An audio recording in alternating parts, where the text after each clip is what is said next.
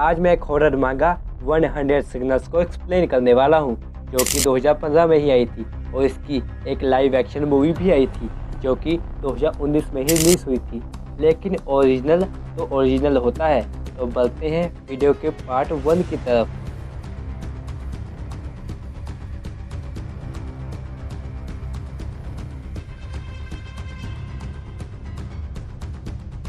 तो मांगा की शुरुआत में एक स्कूल को दिखाया जाता है, जहां पर स्कूल के टीचर शिमोबे को प्रिंसिपल डांट रहे थे। ये टीचर सेकंड सीट को संभाल रहे थे और ये बेसिकली साइकोलॉजी के टीचर थे, जो कि शहर के बेस्ट टीचर थे। लेकिन सेकंड सीट के बच्चे बहुत बुरे थे, वो इस टीचर से संभल ही नहीं रहे थे। सेकंड सीट के ग्रेड धीरे धीरे घटते जा रहे थे और प्रिंसिपल शिमोबे को वार्निंग देकर चले जाने को कहता है। अब शिमोबे सेकंड सीट में जाते हैं, जहां उनके घुसते ही एक फुटबॉल उनके मुंह पर लगती है और ये देखकर सारा क्लास हंसने लगता है। और यहाँ पर बच्चे टीचर की कोई रिस्पेक्ट ही नहीं करते थे। और वहाँ पर बुली गैंग भी था, जिसका लीडर वाडा था। ये बॉल भी वाडा ने ही फेंकी थी। ये सब एक लड़की कोने में बैठी देख रही थी, इसका नाम काशिमोरा था। ये लोग टीचर का मजाक उड़ा रहे थे। तभी शिमोबे एक डील करता है कि वो इन स्टूडेंट्स को 1000 येन देगा पर क्लास अटेंड करने पर किसी को इस बात पर यकीन नहीं हो रहा था। लेकिन वो सब मान जाते हैं और उनका प्लान ये था कि शिमोबे ऐसा नहीं करता है तो वो सभी मिलकर उसे पीटेंगे। तो काशिमोरा के 2 दोस्त थे। काशिमोरा उनसे लंच टाइम में एक लड़का जिसका नाम साकिकी है उसके बारे में बात करती है। एक दिन कुछ स्टूडेंट ने काशिमोरा से बदतमीजी की तो साकिकी ने उन्हें खूब पीटा और सस्पेंड हो गया। काशिमोरा उससे कहती है कि वो किसी को ना बताए कि उसने स्टूडेंट्स को क्यों मारा था, तो साकिकी मान जाता है। अगले दिन सेकंड सीट के सभी स्टूडेंट्स क्लास पहुंचते हैं और अचानक ही दरवाज़ा बंद और लाइट ऑफ हो जाती है। तभी एक स्क्रीन पर रिकॉर्डिंग वीडियो चलती है, जिससे ये थोड़ी देर के लिए हिप्नोटाइज हो जाते हैं। फिर कुछ सेकंड बाद होश में आते हैं और टीचर पर फड़कने लगते हैं। तभी टीचर जोर जोर से हंसने लगता है और बोलता है, इस चीज़ से बचने के लिए तुम लोगों को मेरी ये गेम खेलनी होगी। इन सब में एक स्टूडेंट बोलती है कि वो ये सब अपने पेरेंट्स को बता देगी और अपने पेरेंट्स को कॉल करने लगती है। तभी अचानक उसे कुछ होता है और वो अपने आप को ही मार डालती है। यहाँ हमें पता चलता है कि ये मामूली गेम नहीं है। इस कहानी में टीचर ने 100 सिग्नल्स बनाई हैं, जिससे जो भी स्टूडेंट्स कोई ऐसी चीज़ करेगा जो उसे नहीं करना चाहिए तो ये सिग्नल्स अपने आप ट्रिगर हो जाएंगे और वो स्टूडेंट अपने आप को मार डालेगा, जैसे कि सोना या चलना आदि। यहाँ हमें पता चलता है कि 99 सिग्नल्स और बचे थे। इन लोगों के पास अब 2 ही रास्ते थे। पहला कि ये लोग उन सिग्नल्स का पता लगाएं और वो ट्रिगर ना हो जाए, या फिर इस गेम को वो सब कंटिन्यू करें। तभी शिमोबे अचानक से स्कूल की खिड़की से कूदकर अपनी जान दे देता है और यहाँ पर प्रिंसिपल उस क्लास में आ जाता है तो उन्हें एक स्टूडेंट की लाश दिखती है। अगले सीन में पुलिस आती है और उन बच्चों से पूछताछ करती है। तो बच्चे उन्हें कुछ नहीं बताते हैं, क्योंकि उन्हें डर था कि अगर उन्होंने पुलिस को कुछ भी बताया तो वो सिग्नल ट्रिगर हो जाएंगे और वो वहीं मारे जाएंगे।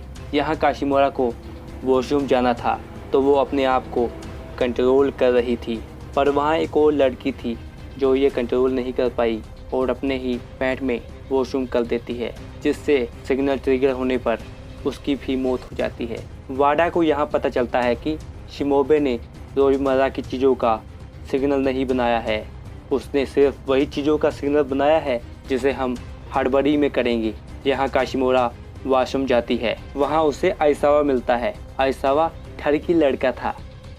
उस दिन गर्ल्स वॉशरूम में कंस्ट्रक्शन का काम चल रहा था और लड़कियां वीडियो हॉल में अपने कपड़े वगैरह बदल रही थी और उनकी वीडियो बनाने के लिए आइसावा ने कैमरा लगा दिया था। ये वही रूम है जहां पर सभी हिप्नोटाइज हो गए थे और उस कैमरे में सभी चीजें रिकॉर्ड हो रही थी। वाडा को इन सब के बारे में पता चलता है और वो आइसावा से मिलकर प्लान बनाता है कि उसने 100 सिग्नल देख लिए हैं और ये लोग सभी को अपना गुलाम बना लेंगे। पर क्लास में जाते ही वाडा आइसावा को धोखा दे देता है और क्लास में सभी को आइसावा की गंदी हरकतों के बारे में बता देता है। फिर एक सिग्नल ट्रिगर करके आइसावा को भी मार डालता है और ये सभी का लीडर बन जाता है। पर ये सब काशिमोरा नहीं मानती। वो कहती है कि आखिर क्या वजह थी कि शिमोबे सर को ऐसा करना पड़ा, उसका कारण तुम जानते हो। तभी वाडा काशिमोरा को मारने के लिए आगे बढ़ता है तो काशिमोरा वहां से भागती है। वाडा यहाँ पर सभी को स्कूल से बाहर निकलने के लिए प्रिंसिपल से कहकर बस मंगवाता है। इधर काशिमोरा भाग कर जा रही होती है तो उसे साकिकी मिलता है तो काशिमोरा साकिकी को सब बता देती है। वो बस स्कूल से थोड़ी ही बाहर निकलती है तो एक बच्चा अपने आप को मार डालता है। शिमोबे ने एक और सिग्नल बनाया है जिससे अगर कोई बच्चा स्कूल से बाहर जाने की कोशिश करता है तो वो सिग्नल ट्रिगर हो जाएगा। यहाँ हमें पता चलता है कि वाडा को इन सिग्नल के बारे में पता था तो उसने ही जानबूझकर बस मंगवाई थी ताकि सारे बच्चे एक साथ ही मारे जाएं और वो अकेला ही बचे। साकिकी ऐन वक्त पर जाकर बस को पीछे लेने को कहता है और वो वाडा को देखते ही उसे जोर का पंच मारता है जिससे वो बेहोश हो जाता है। अब सभी लोग साकिकी को लीडर बना देते हैं। शाम के समय गाड़ी में बेल की आवाज आती है जिससे उन्हें शिमोबे दिखाई देता है। शिमोबे कहता है अगले 30 मिनट में अगर किसी ने 4 डेथ देख ली तो वो बच जाएगा। हाँ, पर ये लोग किसी को जानबूझकर नहीं मार सकते थे, पर उन्हें मरता हुआ देखना होगा। यह सब सुनकर वाडा सिग्नल की मदद से एक लड़की को मरवा देता है। ये सब एक दूसरे को मारने की सोचते हैं। यहाँ साकिकी उनसे कहता है कि अगर उसे आइसावा का कैमरा मिल जाए जिसमें सभी सिग्नल रिकॉर्ड हैं तो वो बच सकता है। साकिकी काशिमोरा से मिलकर कैमरा ढूंढने के लिए जाता है। तभी वहाँ वाडा आकर एक बच्चे को ट्रिगर करके मार डालता है। वो क्लास के बच्चों को मिलाकर काशिमोरा को मारने का प्लान बनाता है। यहाँ एक और सिग्नल ये था कि अगर 25 बच्चे एक बच्चे की ओर उंगली करेंगे तो वो मारा जाएगा, तो सिर्फ 24 उंगलियाँ ही उसकी तरफ होती हैं, वो बच जाती है। यह सब साकिकी जानकर वाडा को मारने लगता है पर काशिमोरा उसे रोक लेती है। वहाँ आशाहिना को 2 लड़कियाँ बुली करती हैं। उसके बाद वो दोनों आपस में ही झगड़ने लगती हैं। तभी एक लड़का उन्हें शांत करता है। उन्हें आइसावा का कैमरा मिलता है और साकिकी उसे प्ले करता है। वीडियो में शिमोबे किसी स्टूडेंट से बात कर रहा होता है, मतलब कि कोई स्टूडेंट शिमोबे के साथ मिला हुआ है। सबका शक साकिकी पर जाता है पर कोई कुछ नहीं कहता। साकिकी को एक चिट्ठी मिलती है जिसमें लिखा था कि उन सभी को 9 बजे हॉल में आना है। साकिकी हॉल में जाता है तभी गेट लॉक हो जाता है। साकिकी बाहर और बाकी सब अंदर फंस जाते हैं। वहाँ लड़कियों को भी चिट्ठी मिलती है जिसमें लिखा था कि इनके पास 2 घंटे हैं। वो लोग चिट्ठी को खोलते हैं तो उसमें कुछ कार्ड था। उसमें लिखा था कि जिसने भी उस कार्ड को टच किया है वो फ्री है, पर उसे किसी और को टच करना है ताकि उनका ट्रिगर वो पता लगा सके, जिससे उन्हें 70 सिग्नल्स का पता चल जाए।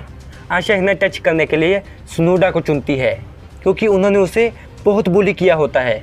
और हमें पता चलता है कि आशाहिना ही वो स्टूडेंट है जो शिमोबे के साथ मिली हुई है और ये 70 सिग्नल्स वो थे जो आशाहिना के साथ हुए थे। आशाहिना सुनोडा से कहती है ये सब चीज़ें उसे करनी पड़ी, तभी वो उस सिग्नल्स के बारे में बताएगी। फिर वहाँ का स्टूडेंट आकर वो चिट्ठी टच करता है और सुनोडा को टॉर्चर झेलना पड़ता है। आखिर में 14 टच बाकी थे और 18 बचे थे तो साकिकी 4 बच्चों को बेहोश कर देता है। तभी आशाहिना कहती है कि वो लोग अभी भी सेफ नहीं हैं। यह सब सुनकर सुनोडा वहां से भागती है और पार्ट 1 यहीं पर एंड होता है। वीडियो पसंद आया हो तो वीडियो को लाइक और चैनल को सब्सक्राइब करें। मिलते हैं सेकंड पार्ट में।